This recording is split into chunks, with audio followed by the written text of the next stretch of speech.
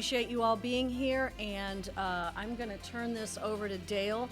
Dale can talk a little bit about what happened last night and what's going on to ameliorate that situation. So thank you all, and Dale, I'll turn it over to you. Thank you, Mayor. So I'll begin by talking about the events from yesterday. And please understand that it's early on in our investigation, but I can give you information that we believe to be true at this point in time. So yesterday was a pretty normal day here until the events unfolded. We had no issues with the inmates, saw no problems. Well, visiting was going on yesterday. Inmates were having recreation, and so it was a pretty normal day. About 8:30, when my staff broke for lunch and stopped recreation, the event started to unfold. Inmates did gain access again to the windows and did bust them out. No staff were hurt. About 3 or 4 inmates cut themselves while breaking out glass. We were able to get them to medical, and no one required being placed in our medical unit or being sent out. We were able to take care of them on site, and they were fine. As Mayor mentioned, I'd just like to add that our staff stepped up and even in this dangerous situation did an excellent job. We even had people just show up when they saw things on the news before we could even contact them for help. Even supervisors were working line staff positions to try to help us get this under control. And again, as usual, the police and the sheriff came and helped my team try to get this issue under control, as I indicated. We did find a place to temporarily house the detainees that is secure and safe. And we'll continue our conversations about what's next in terms of their placement.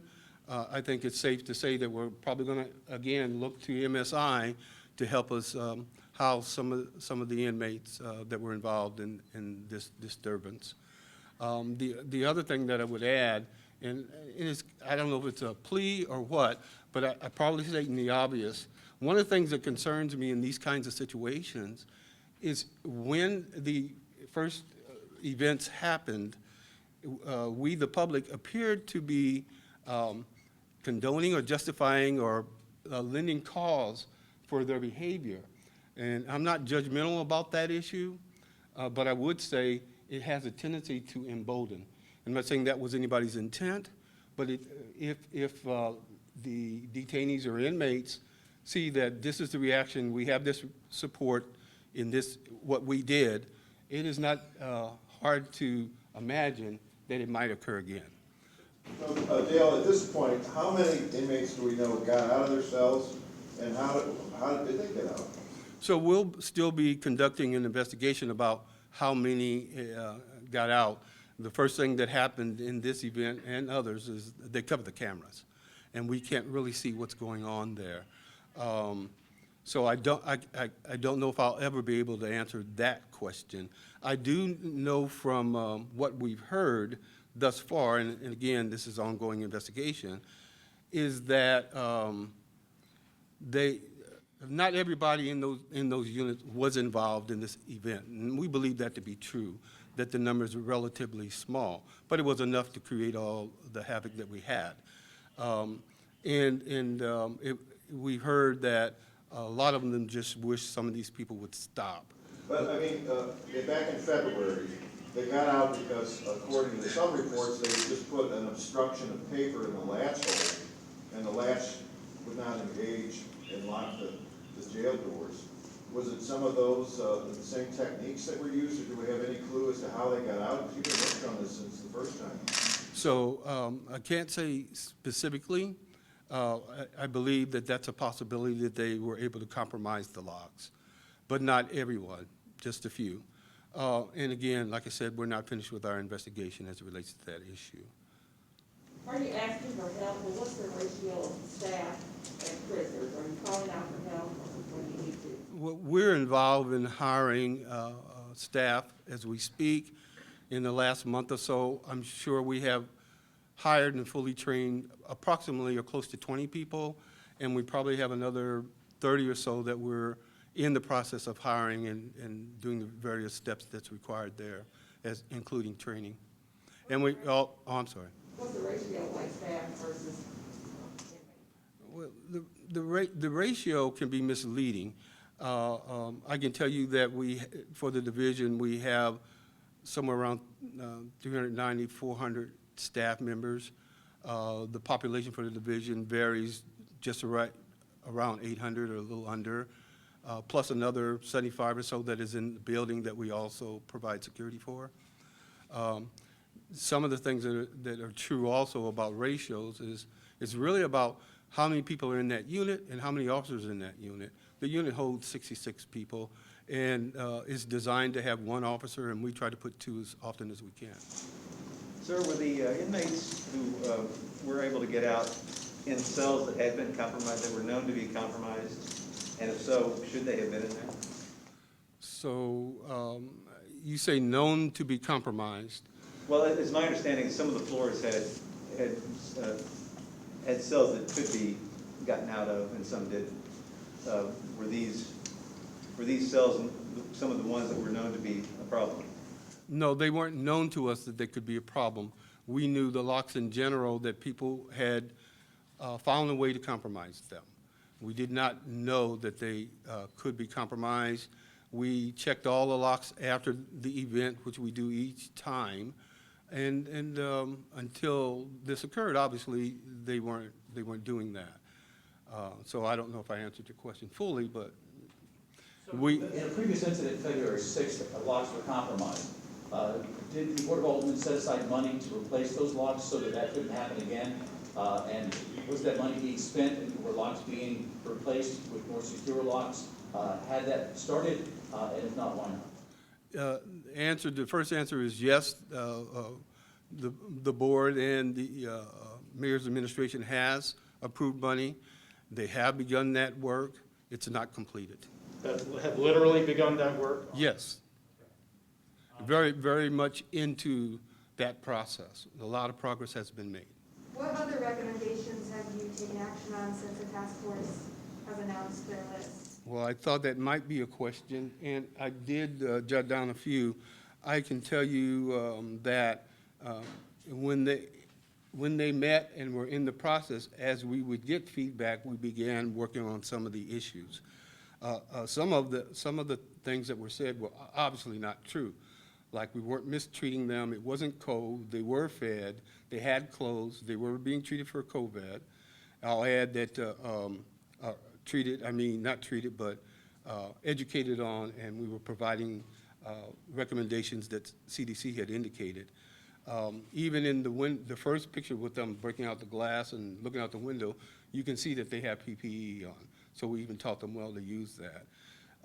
So we continue with the testing. We identified 65 people that were high risk and got 30 of those that were willing to be vaccinated, and we have done so. And more recently, we provided the health department with 160 names that were willing to be vaccinated to hit that target date of April the 9th, where the governor has indicated that everybody is eligible. So we are looking forward to start that as well, and with the Johnson & Johnson, I do believe, because I was concerned about when they get out, will they get their second shot? So I pushed for Johnson & Johnson, and the health director was successful. So that's one thing.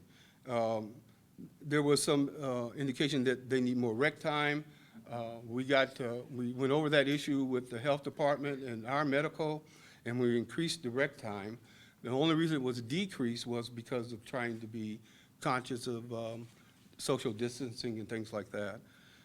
We also reinitiated visiting. Last Monday was the first day of visiting. In fact, they were visits yesterday. So we did some spacing and limiting numbers of people that can visit, and it's slowly picking up people coming in to visit. Programs, we're trying to resume those. We were reaching out to volunteers to come in and start programming again. There was a requirement in task force recommendations that whoever provides those services be fully vaccinated. So we're trying to figure out how to figure that out and have them do that. We also, the recommendation about tablets, we've been working on that for some time, and people are already in the building pulling cables and doing all that. Our target date is May the 22nd to have those on board where they can actually do video visitation and some other things. That's just a few of the items that we're already doing, and there's several more, like the recommendation about hand-free sink in the kitchen. I'm not aware of a requirement like that, but we've already installed 3 downstairs and getting ready to install some at MSI as well, just to meet that recommendation. You've all had a sleepless night, and so everything's kind of subdued, but the one thing that strikes me, I wonder, does anybody feel angry over this or ashamed that in the eyes of the nation, we look like Mayberry and Barney Fife was in charge of the jail? I mean, this is the second time that they outsmarted us. Is anybody outraged about that, or any kind of feeling like, how did this happen? Angry? I don't know how that contributes to the task. Basically, this occurred, we addressed it, and we continue to try to improve upon the issue to try to ensure that it doesn't occur again. I guess it's safe to say the detainees can be resourceful if they want to do something, and we try to combat it. That's what corrections does 360 days a year, is try to combat whatever issues are brought. Somebody, if not you, did somebody mess up that this was allowed to happen again? No. Sheriff Betts said he was going to speak with the inmates this morning about their demands, which is why they backed away from the windows. Has he done so, and what has he learned? I don't know. I haven't had a conversation regarding those issues with Sheriff Betts. I don't know what he intends or believes to be true. I do know, as I indicated, that the investigation is in its early stages, but the information that we're getting back were basically 2 things. One was more recreation. We had, prior to COVID, they spent little time in their cells prior to COVID. Now they spend a lot of time in their cells. They're still upset about that issue. The other issue that my staff brought back to me that was said by the detainees was they want to go to court. They want their issue resolved. But there was nothing that we did to cause them to react this way. So if I can follow up on that, on Kevin's question, so there are detainees who are frustrated that their cases are delayed in St. Louis County's jail, in Jefferson County's jail, in Franklin County's jail, but they are not having inmates break out windows and start fires. So why is it happening here?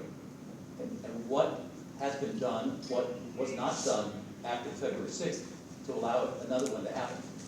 So I can't explain why detainees determined to do a certain thing. Rest assured, if research will probably bear this out, that this is not the only jail in the country that this has occurred during COVID. And so I won't speak to the county. I'm happy for them that they haven't had that issue.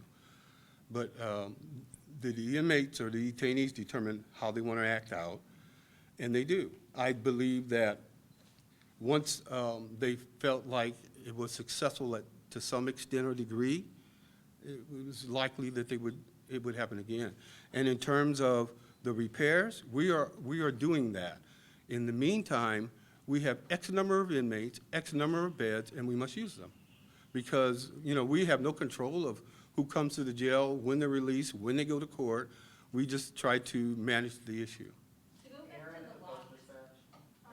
back to the locks, how many of the locks that you know can be manipulated have been replaced? And what is the date that you think they'll all have been replaced? I'm not sure what that completion. The Okay. is not just about that. Mr. Glass, before you step away, could you just outline what has been done since the first event in February regarding repair work on these locks? I think Mr. Bradley can also answer that question. Thank you. Good morning. So there are a substantial number of issues here.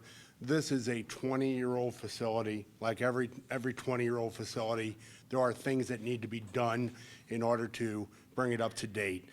The issue, as you ask with the locks, is quite a bit more detailed than just the locks.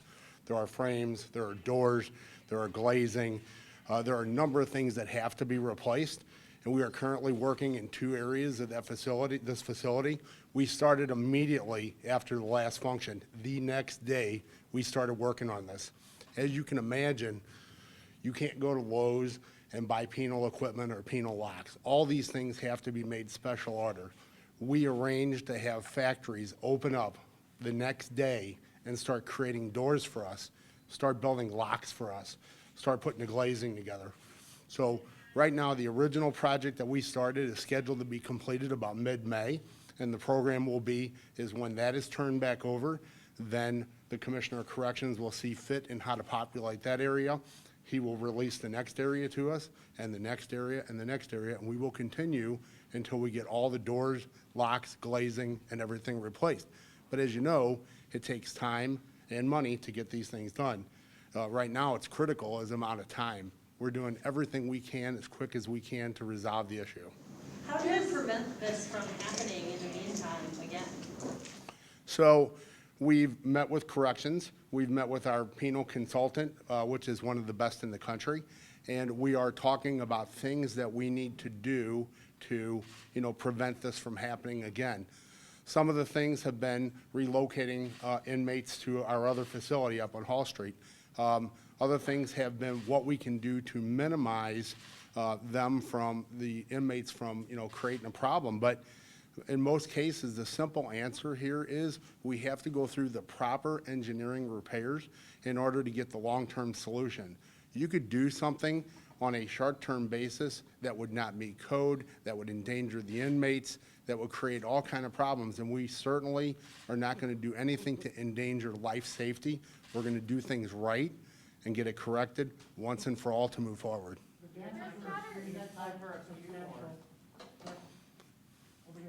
The damage from the street is quite substantial.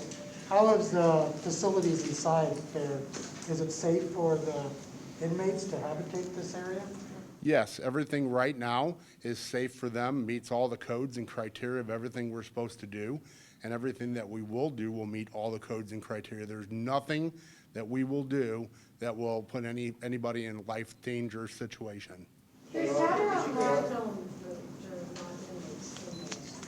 Yes, there are not inmates currently within those areas. We can't do the work with them in there. The areas need to be vacated, and then we'll repopulate when the work's done.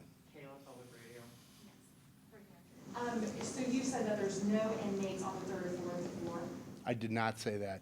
I said that, and the commissioner could answer that question better than me. I know currently we are working on 2 units on the 4th floor. Those are the 2 original units that were the problem back in February. Okay. And is your intent to replace every lock? Our approach is to replace every lock and every door that is a problem in this facility, yes, and control systems. Do you have an estimate for how much that would cost? Yes, the total of the project right now is estimated at about $13.5 million. All right, so Mayor, one last one. We're gonna do one last here. Nick and then Dana, we're gonna wrap it up. Mayor, I have a question.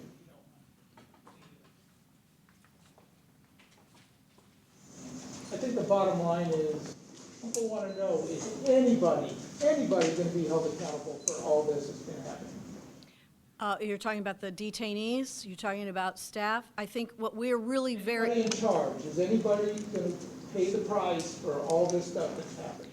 The most important thing right now is for us to get these repairs done. The most important thing is for us to be able to secure the areas and have the detainees safely in these areas. We only get to look forward in this, and so that is what we're doing. And we began that months ago. And so right now, we're looking forward to be able to fix the situation. Dana, last question. There's been chatter online that jail staff is helping, or some jail staff are helping these inmates break free. What have you discovered, and what can you tell us about those rumors? I am not aware of those rumors. It's on Twitter, perhaps, or something. So I'm not aware of that. I don't know if Dale, if you want to, I'll let Dale, they're his employees, so I'll let him talk about that. So far, you know, we're still investigating, but there's no indication whatsoever that any staff members were involved or aided in that occurrence, in any of them. All right, last question. Mayor, we had a question from Russell, if you could address the backlog in cases in the 22nd Judicial Circuit. Yeah, thank you. Report by the NPR station, the public defender blamed the circuit attorney's office for some of those delays. Can you just speak to the delays and how that plays a role, and is somebody responsible for that? Well, I mean, the criminal justice system is a complex one, from arrest to, you know, final disposition of cases. We know that COVID has slowed down the courts, it's slowed down people working in offices. If you are a detainee, I'm fairly certain that that has caused you a lot of stress and uncertainty about the disposition of your case. And so I would imagine that that is very stressful for them. I did talk with the presiding judge, Judge Stelzer, this morning. They began on the 22nd of March, so 2 weeks ago, I think today. They have begun preparing for jury trials. They are also doing bench trials. They are also doing pleas. Now, of course, everyone is entitled to a jury trial, and so maybe you don't want a bench trial, maybe you don't want a plea. But the judges are working as hard as possible to move these cases because, of course, there is a backlog because of the COVID slowdown. And I'm confident that that's very difficult for detainees. Frankly, it's difficult for victims. And, you know, we forget sometimes about victims, but there are victims of the crime, of crimes, who are also very interested in seeing resolution of some of these situations. So it isn't all about the detainees. It's about the detainees. It's about victims. It's about our employees. All of those groups are very important. Mayor, could you comment on the Barney Fife factor? Are you at all outraged? Could I just ask you, I don't think that's very respectful, Kevin. And, you know, I love you, but that's not a respectful, you know, Well, somebody reference. Somebody. Well, certainly, who should be held accountable for that? First of all, the detainees. What about the jailers who are supposed to be making sure the locks are good? Sure, absolutely. And as everybody has said, working very difficult, very hard to get all of those replaced. I mean, there are for one of the units, this was 2 weeks ago, I think on, you know, Rich sent me a bunch of pictures. The new doors are in. Some were installed, some are standing there waiting to be installed.